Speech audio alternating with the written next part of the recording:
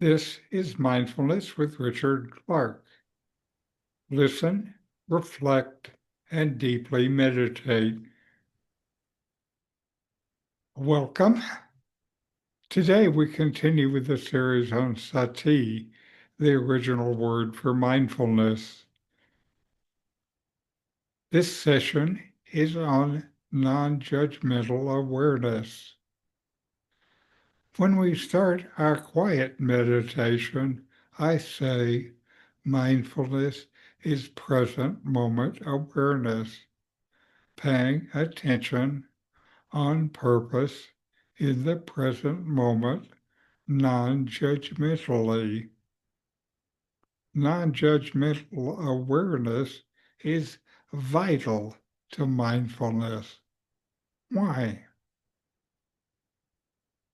Non-judgmental awareness is the ability to notice what is happening in your mind, body, and heart without labeling it as good or bad. This transforms the way you relate to yourself and others. Think about how quickly the mind judges. A thought appears and the mind thinks something like, I shouldn't think this. A feeling comes and the mind says, this is wrong, or I want more. This is automatic. It's what the mind naturally does. These judgments can create inner tension and keep you stuck in cycles of self-criticism. Non-judgmental awareness offers another way. Instead of arguing with your experience, you simply notice it. You use awareness for noticing, not deciding if it's good or bad. You can break the cycle. You don't have to fight against anger, sadness, or fear.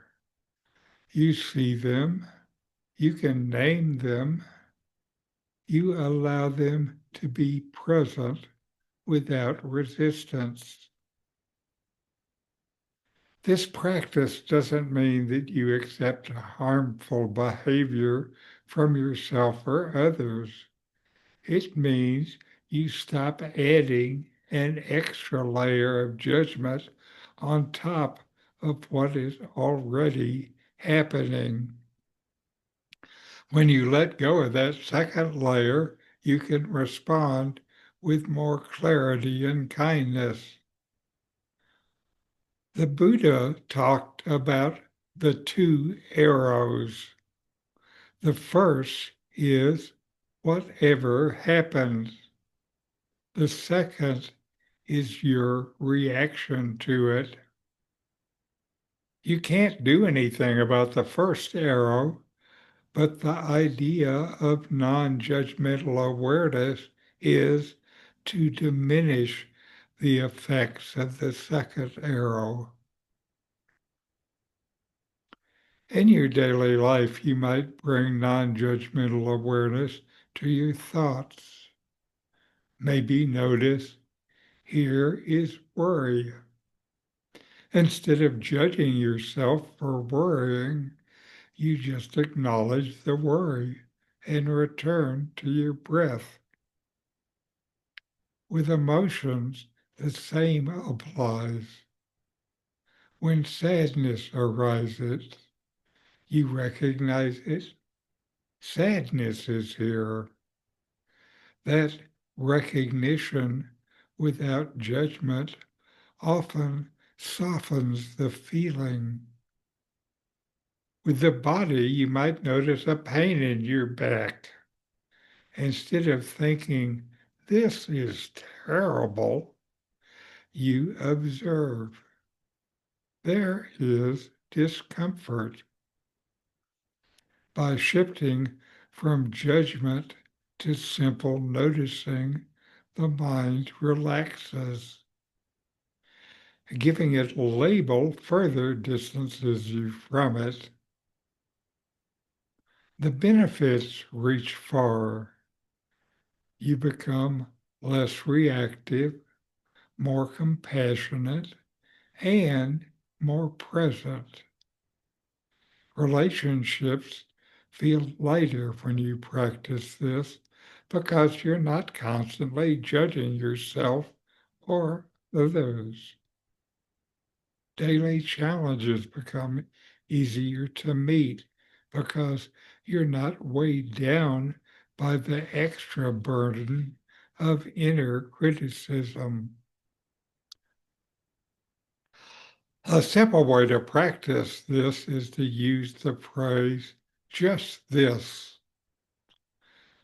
When thoughts or feelings arise, instead of reacting, say quietly inside, just this. It's not a big deal. It's just this. That small phrase reminds you to notice without judgment.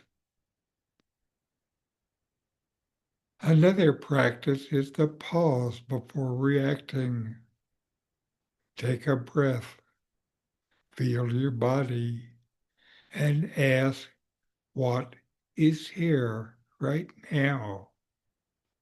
The answer may surprise you.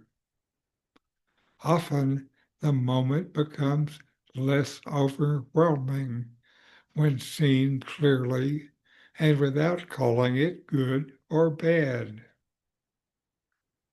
Non-judgmental awareness is like opening a window in a stuffy room. Suddenly, there is space. The mind doesn't need to push or pull at every thought and feeling. Instead, you learn to rest in awareness itself, which is calm, open, and free. After this session, I invite you to notice the moment when the mind wants to judge yourself, another person, or even a passing thought. Instead of tightening around it, see if you can soften. Simply acknowledge what's here without needing to label it as right or wrong. This simple shift can bring a sense of spaciousness into your life. It allows you to live with more kindness, patience, and presence. Non-judgmental awareness is not about changing who you are. It's about meeting yourself just as you are. And in that acceptance, discovering a deep peace. If you carry even a little of this practice into your day, you'll find that life feels lighter, your heart feels freer, and you relate to yourself and others with more compassion. That is the gift of mindfulness. Now, a guided meditation on non-judgmental awareness.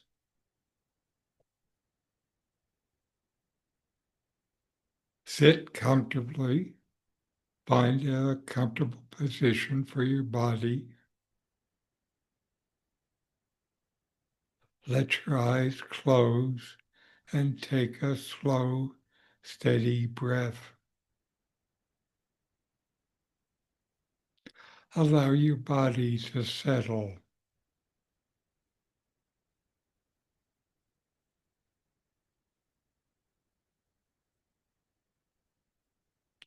Feel your breath as it moves in and out. No need to change it, just observe.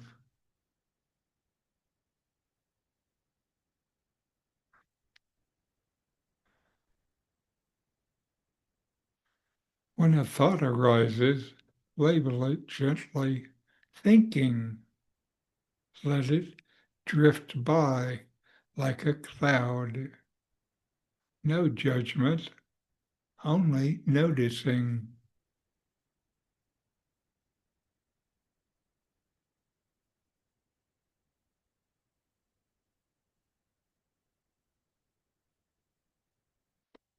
Turn attention to the heart.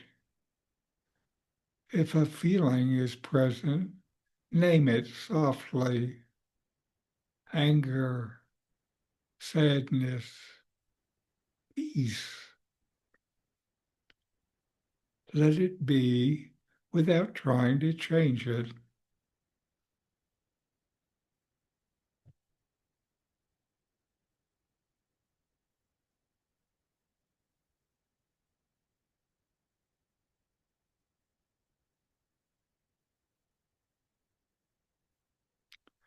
Scan your body. Notice sensations. If there is tightness, simply acknowledge tightness is here without pushing it away.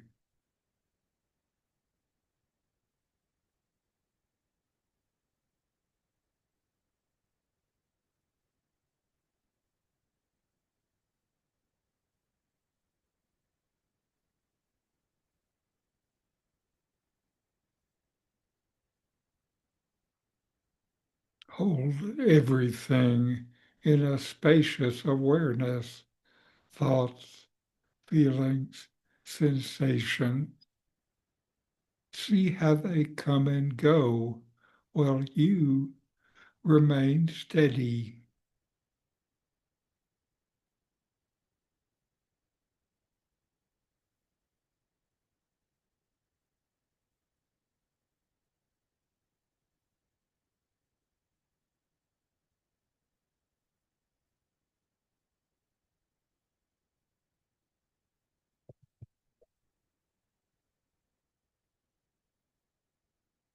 Now, slowly bring your awareness back to your breath, then to the room. Wiggle your fingers and toes. And when you're ready, open your eyes, carrying the sense of open, non-judgmental presence with you.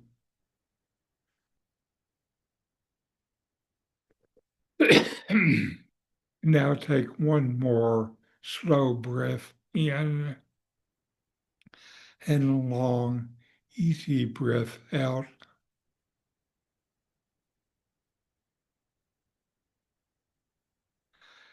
Notice the calm and openness within you.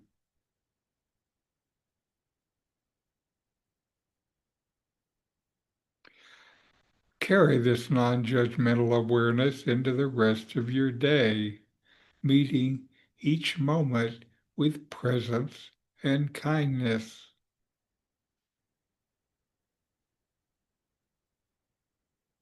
And bring this sense of ease with you throughout the day.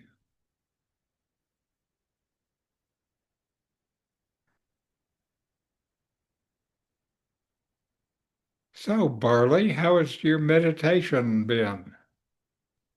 Oh, not so strong this week. I was glad when I do yoga because there they have a specific time when you sit and meditate. Mhm. Why hasn't your meditation been strong this week? I think because of William's mother and he's gone, and the first night he was gone, I didn't sleep hardly at all. It just, when Oh, you change a routine, this seems to knock me out of my routine. But So Here, here today. the water is more has more waves in it, so it's Yeah. harder for you to stop and be quiet. Yes. Yeah. I, Well, that's what it's like. That's still part of why I've been saying, if you can, make a routine out of the meditation, because if you can do that and remember it, even when there are these changes elsewhere, it gives you a routine to fall back on and to, continue to quiet your mind and be happy. I've been pretty happy, so that's good. I mean, Well, how about I'm you, Carol? How's your meditation been? It's fine. It's the same. At the end of the day, I try to listen.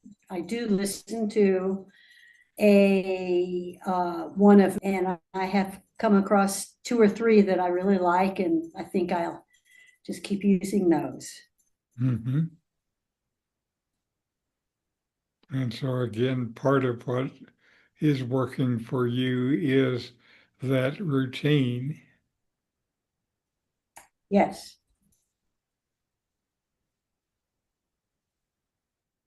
Okay, now we have a video. This is another Jon Kabat-Zinn, who is such an authority on mindfulness. And with our theme today, it's on non-judgment.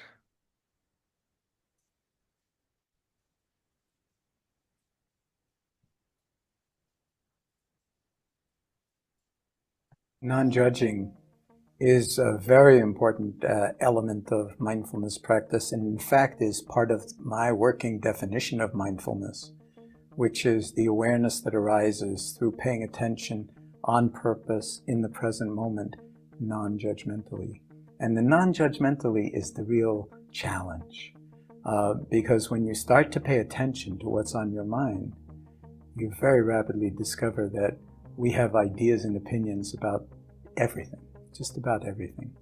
And we're always judging things in terms of, I like that, I don't like that, I want that, I don't want that, this is good, that's bad. It's like a steady stream of judging. So when we speak of mindfulness as being non-judgmental awareness, it doesn't mean that there won't be judgments. It means that you will be aware of how judgmental we actually are, and then not judge the judging. And when we relate to it in that kind of a way, then we begin to see that our judging is very often black and white. It's either this or that, good or bad, like, dislike, want, don't want. And we get imprisoned by that kind of view. But being non-judgmental doesn't mean that all of a sudden you get stupid and think, well, I'm not going to be judgmental, so I'll just walk out in the street in front of an oncoming truck. What difference does it make? No, it means that we will cultivate discernment. This is the capacity to see what's actually unfolding, but not to judge it, but to recognize it and to understand it in relationship to our experience.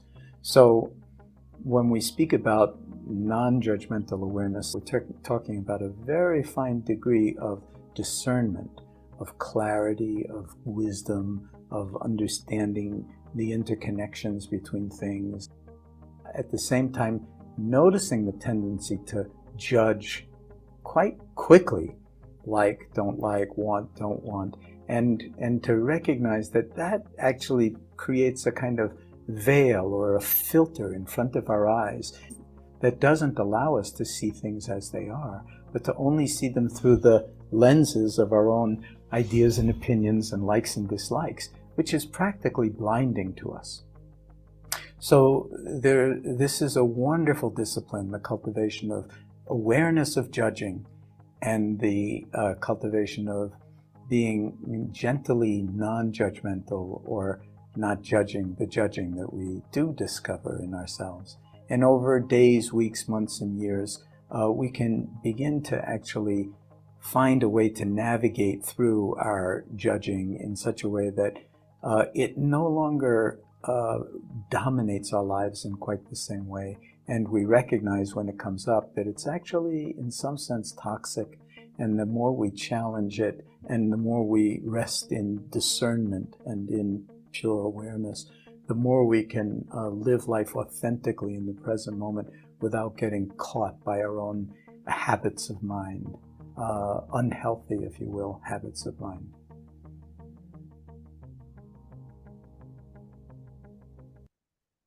Non-judging. And now we'll take a few minutes and quietly meditate ourselves. Mindfulness is present moment awareness. Paying attention on purpose to the present moment. Non-judgmentally. Fully receive whatever is experienced. Then let it go.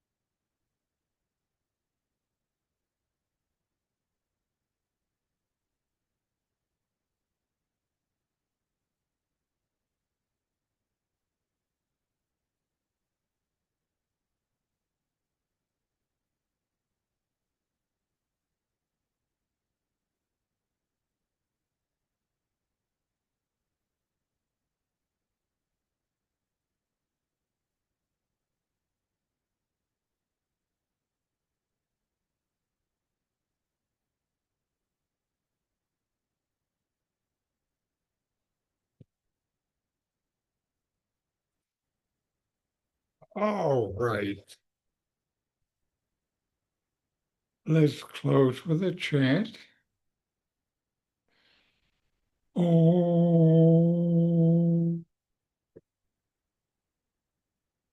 Shanti, Shanti, Shanti. Om. Peace, peace, peace.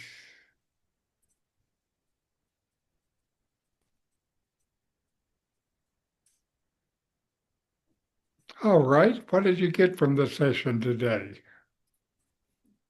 Good meditation. Good.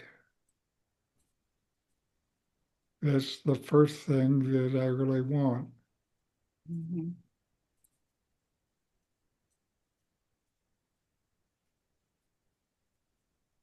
I know it gets so relaxed, it's hard to talk.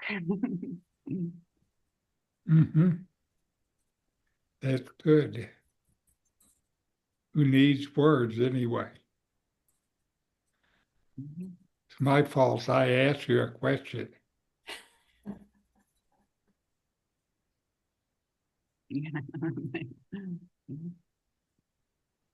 Except I don't know if I can say with non-judgmental awareness, that was my fault. Yeah, right.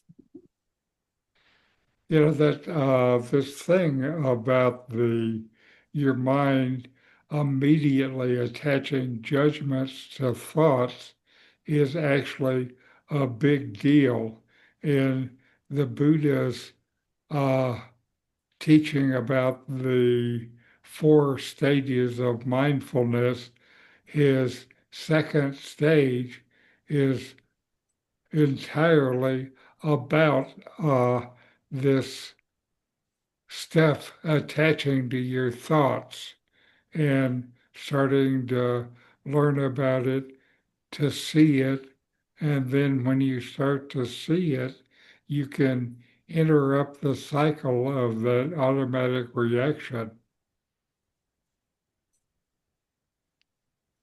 I think I'm able to apply some of this meditative thought to other situations in my life where they become less important, where they used to be very upsetting. Now I say, just this. That's very Yeah, good. that's That's excellent. perfect. And, so what it means is that somehow your reactive mind is not as important to you. Yeah. Good thing to be happening now at our age. Yes, Yeah. yes. I was thinking that when William's mother died, that might make a difference in his attitude towards me, but I don't think it will. Now How that I, would it? How would it? How would that happen? well, I think with him anyway, his mother always comes first. And I thought, well, maybe I would come first, but I still don't think so. Hmm. You know, like, this is how my mother used to do this, but Mhm. that's fine. He had a good relationship with his mother. That's Oh, good. that's good. I'm glad I don't have that problem with my husband. Yeah, yeah, yeah. Well, Richard, you've talked a lot about your mother too, though. She was That's important. right, but not from a point of wanting to imitate her behavior. Oh, yeah. Now, she was a mystic and started me down this path altogether. By the time I was 10, in Oklahoma, I had already started to hear about reincarnation and these other ideas that are not even remotely Christian. Mm-hmm. So, Yeah, I've heard my grandmother on my dad's side also thought about reincarnation, and she lived in this little tiny Norwegian community and was very outspoken. mhm, that's good. Yeah. Anyway, very Okay. good. We'll see you next week. Have good meditations. Well, thank you. We will. Thanks, Richard. Bye bye.